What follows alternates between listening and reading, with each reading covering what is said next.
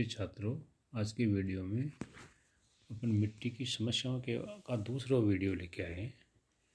पहले वाले वीडियो में मिट्टी की समस्याओं के बारे में अपन ने पढ़ा भी था और कुछ समस्याओं को जानने की कोशिश की। अब आज इस वीडियो में बहुत सारी समस्याओं को एक साथ देखते हैं। भारत जैसे कृषि प्रधान देश के लिए मिट्टी सबसे अधिक महत्वपूर्ण प्राकृतिक संसाधन है। देश में घनी आबादी के पोषण के लिए शताब्दियों से कृषि का प्रचलन रहा है, लेकिन विभिन्न कारणों से देश की अमूल्य संपदा नष्ट हो रही है।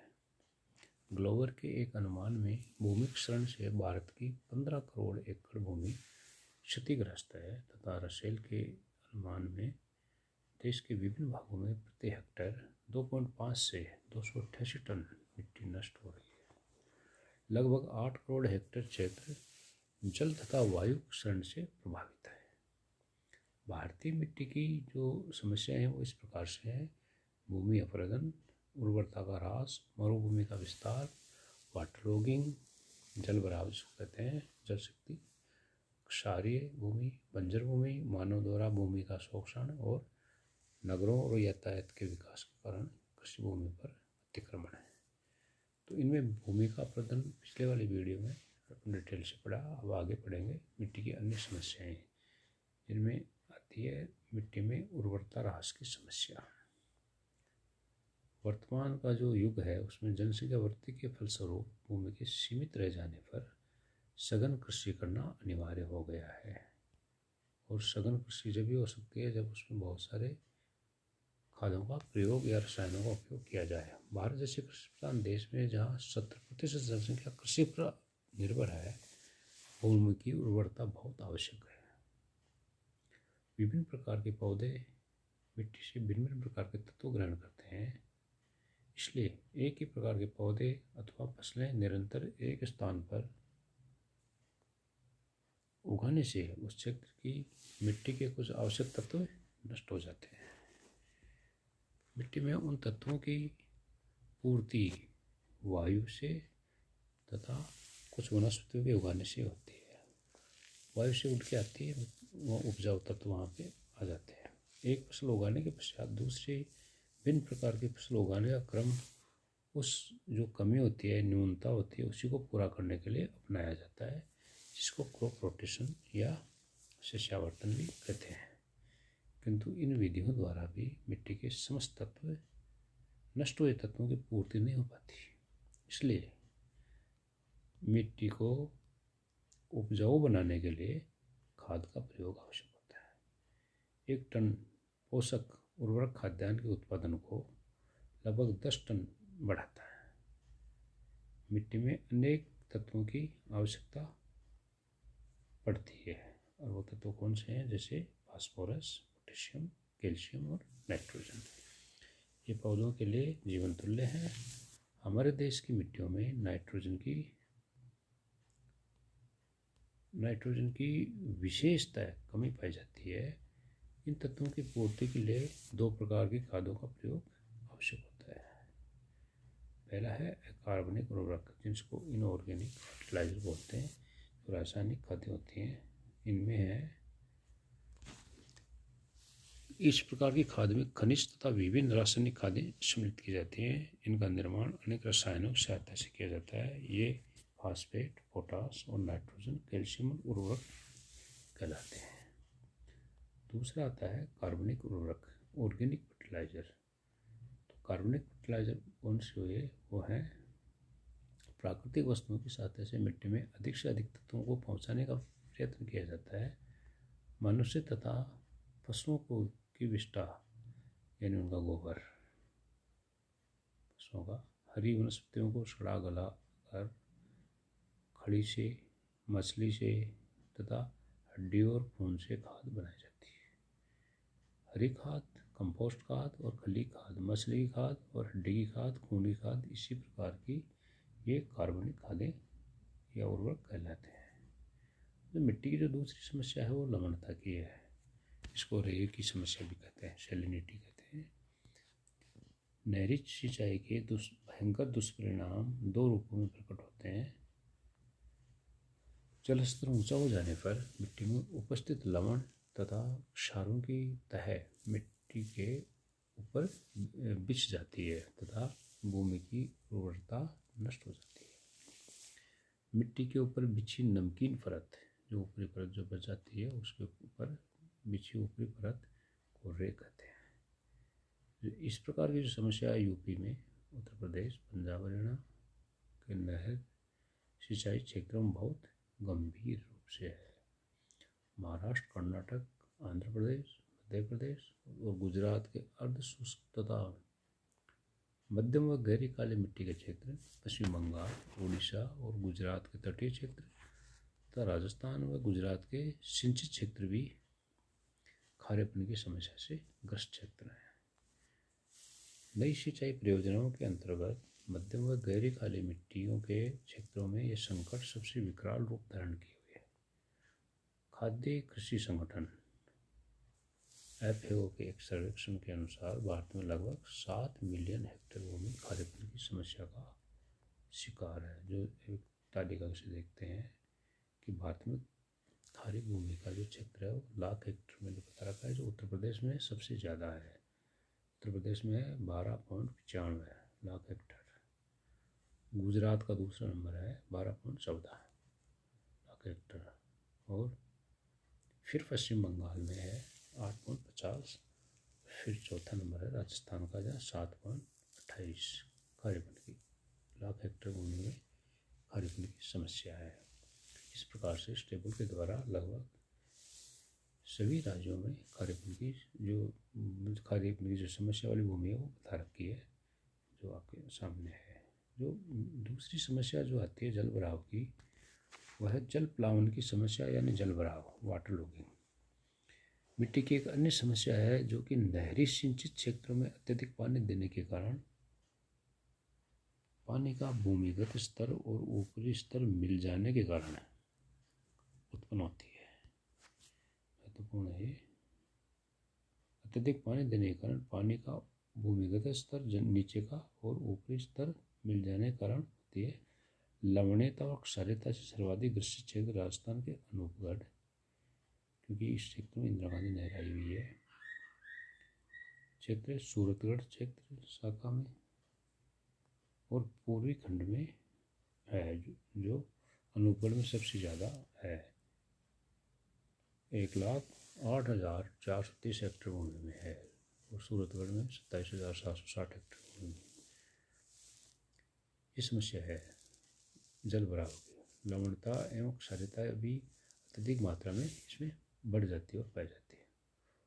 उपरोक्त समस्याओं के प्रमुख क्षेत्र भारत में कहाँ कहाँ है देखिए, पंजाब, हरियाणा, उत्तर प्रदेश, राजस्थान, महाराष्ट्र, गुजरात, कर्नाटक और पूर्वी और पश्चिमी तटों के नहर से सिंचित क्षेत्रों में इस प्रकार की जो समस्या होती है, विशेषकर नहरों से जहाँ सिंचाई होती है उसी क्षेत्रों में सर्वाधिक है।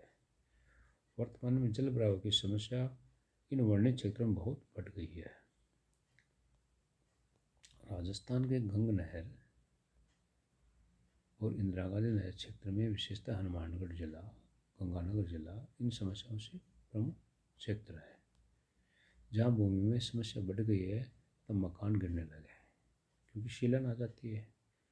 अंडरग्राउंड वाटर और ऊपर का पानी दोनों का लेवल एक सा मिल जाता है। भूमि अनुपजाऊपन हो गई है, यानी भूमि में नमी बढ़ गई बहुत ज़्यादा। इसे स्थानीय भाषा में सेम की समस्या कहते हैं। इसको स्थानीय भाषा में सेम की समस्या कहा जाता है। यही है सेम की समस्या, जल भराव वाली। ये भी एक समस्या है। तीसरी महत्वपूर्ण जो समस्या और है वो है मरुस्थल की। मरुस्थल किसको कहेंगे? इसका शाब्दिक अर्थ है मृत भूभाग, यानी ये ऐसा क्षेत्र होता है जहाँ सतही जल का अभाव। इसकी देखिए विशेषता देखिए आप लोग, इसमें सतही जल का तो अभाव होता है और मिट्टी के जैविक तत्वों तथा नमी का अभाव होता है, यानी जैविक तत्व नहीं होता है, जीवांश पैदा नहीं होता है। 25 सेंटीमीटर से कम वार्षिक वर्षा वाले भूभाग मरुस्थल कहलाते हैं। ये एक परिभाषा है। 25 सेंटीमीटर से कम, साल भर में जो 25 सेंटीमीटर से कम वर्षा होती है वो भाग मरुस्थल कहलाते हैं। भारत में 12.13% क्षेत्र शुष्क मरुस्थल और 29.13% क्षेत्र अर्धशुष्क मरुस्थल के अंतर्गत आते हैं। पश्चिमी राजस्थान में स्थित थार मरुस्थल 3.17 लाख वर्ग किलोमीटर क्षेत्र में विस्तृत है। इसके अंतर्गत राजस्थान के 16 जिले हैं। मरुभूमि का विस्तार तेजी से अर्धशुष्क मैदान की ओर हो रहा है, यानी शुष्क से अर्धशुष्क की ओर। इसके प्रसार के निम्नलिखित कारक हैं, जैसे तीव्र जनसंख्या वृद्धि, अनियंत्रित पशुचारण, वनों का विनाश। अनियंत्रित पशुचारण का मतलब भेड़ बकरियाँ आदि चराई जाते हैं तो वो जड़ी उनकी वनस्पति होती है, उनकी जड़ों को भी उखाड़ देती है वो चर करके, कुछ पैरों के खुरों के द्वारा। वनों का विनाश, जलवायु परिवर्तन, भूमि का जल स्तर में गिरावट, अकाल और सूखा जो राजस्थान में जनरली एक पर्याय है, भूख श्रृंखला और गाद की दर में वृद्धि और क्षारीकरण, ये इनकी इसके मरुस्थल के प्रसार के कारक हैं। मरुस्थल के प्रसार से राजस्थान के सीमावर्ती राज्यों जैसे उत्तर प्रदेश, हरियाणा, पंजाब, मध्य प्रदेश के पर्यावरण तंत्र पर भी बुरा प्रभाव इन समस्याओं को लेकर के दिखाई दे रहा है। जैसे रेत का बहाव उस क्षेत्र में, वायु तथा जल द्वारा मिट्टी का कटाव, वनों का तीव्र विनाश, नदियों और झीलों में गौद, यानी मिट्टी जो जम जाती है शिल्ट के रूप में, वो गाद कही जाती है। भूमि का जल स्तर में गिरावट, पेयजल स्रोतों का सूखना, खाद्यान्न उत्पादन में कमी, जल और लकड़ी का अभाव और बंजर भूमि की वृद्धि, चरागाह क्षेत्रों की कमी और निरंतर अकाल की आशंका, ये इस तरह की समस्याएं इस मरुस्थल के प्रसार की वजह से हो जाती है। और भारत में जो इस तालिका के बाद देखिए मरुस्थलीय क्षेत्र कहाँ कितना है। राजस्थान में सबसे ज़्यादा शुष्क मरुस्थल है 57.42% भाग में, और अर्धशुष्क मरुस्थल है 36.67 भाग में। ऐसे गुजरात में 33.72% भाग पे शुष्क मरुस्थल है और 47.50 यानी 47.5% भाग पे अर्धशुष्क मरुस्थल है। पंजाब में भी शुष्क मरुस्थल 28.60% भाग पे है और अर्धशुष्क मरुस्थल भी 45.40% भाग पे है।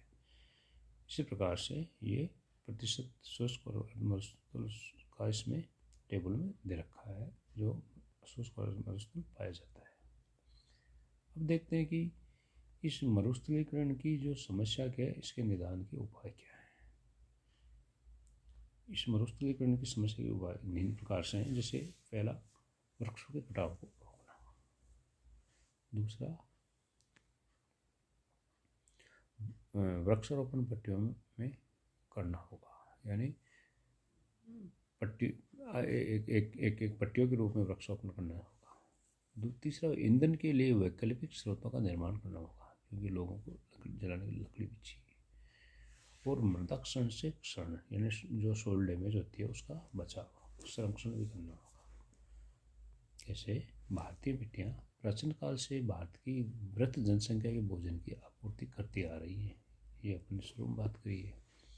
वर्तमान में तीव्र गति से बढ़ती जनसंख्या के कारण इन मिट्टियों पर शताब्दियों से सघन कृषि होते रहने के कारण इनकी उर्वरा शक्ति लगभग क्षीण हो चुकी है और इनमें नाइट्रोजन, फास्फोरस, पोटाश की मात्रा बहुत कम हो गई है। इन सबसे इनकी उत्पादन क्षमता पर प्रतिकूल प्रभाव पड़ता है और मिट्टियों की उर्वरा शक्ति गिर रही है। इनके पुनर्वर्ण के प्रयास से हमारी बढ़ती आबादी और खाद्यान्न उत्पादन की आपूर्ति हेतु करनी होगी। तो इसके लिए निम्नलिखित उपाय करने होंगे। वो जो समस्या उनको दूर करने के लिए, पहला, जैविक पदार्थों की जो खाद का प्रयोग बढ़ाकर मिट्टी की उर्वरा शक्ति को बढ़ाना होगा, यानी जैविक खाद को उत्पादन का प्रयोग ज़्यादा बढ़ाना होगा, रासायनिक खाद की बजाय। रासायनिक उर्वरकों द्वारा मिट्टी के पोषक तत्वों में वृद्धि करनी होगी और वो उनके द्वारा भी करनी होगी। क्रॉप रोटेशन, जो सस्यावर्धन फसल चक्रण से मृदा की उर्वरा शक्ति का पुनर्ग्रहण करना होगा, जो कमियां थी उनको दूर कर रहे हैं। अगला है, भूमि की को परती छोड़ना होगा, यानी यानी क्रॉप ज़मीन एक बार जो फसल हो जाती है उसको तो अगली फसल के लिए खाली छोड़ देना, ताकि मृदा निश्चित अवधि बाद पुनः उर्वरक बन सके और तथा पशुधन के खाद से मिट्टी पुनः उपजाऊ बन सके। इस प्रकार से इन उपायों के द्वारा मिट्टी के जो उर्वरा शक्ति है उसको वापस बटोरा जा सकता है। इस प्रकार से मिट्टी की समस्या का कुछ हद तक समाधान किया जा सकता है। और ये मिट्टी की समस्या से संबंधित वीडियो आपके सामने पेश किया गया जो पूरा हुआ। धन्यवाद।